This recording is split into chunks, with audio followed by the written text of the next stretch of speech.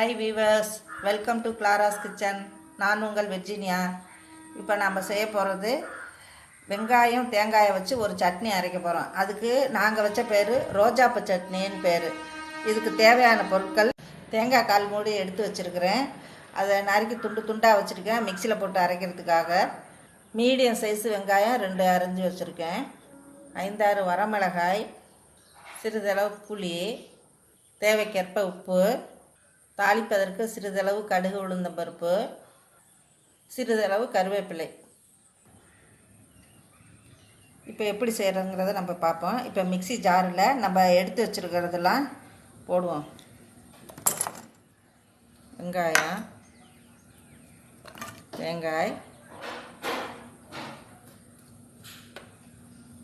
புளி, மிளகாய்,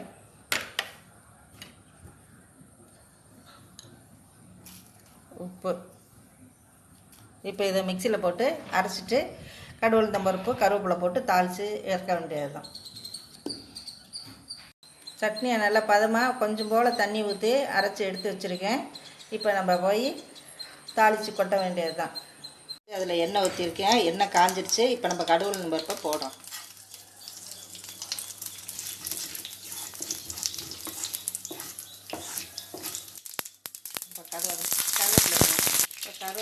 கருவேப்பிலை உளுந்தம்பருப்பு போட்டு பொரிஞ்சோன்னே கருவேப்பிலை போட்டுருக்கேன். இப்போ அரைச்சி வச்சதை ஊற்றி கொதிக்க வச்சு இறக்க வேண்டியது தான்.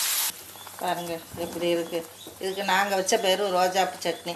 இது எங்கள் மாமியார் இந்த சட்னிக்கு ரோஜா பூ சட்னின்னு பேர் வைப்பாங்க. நான் ஆரம்பத்தில் ரோஜா பூ வச்சு அரைப்பாங்களான்னு நினச்சிக்கிட்டே இருந்தேன்.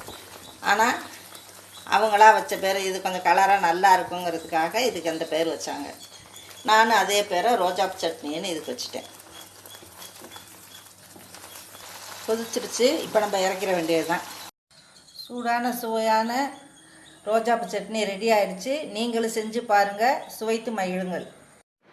இந்த வீடியோ உங்களுக்கு பிடிச்சிருந்தா லைக் பண்ணுங்கள், ஷேர் பண்ணுங்கள், சப்ஸ்கிரைப் பண்ணுங்கள். மறக்காமல் பெல் பட்டனை கிளிக் பண்ணுங்கள்.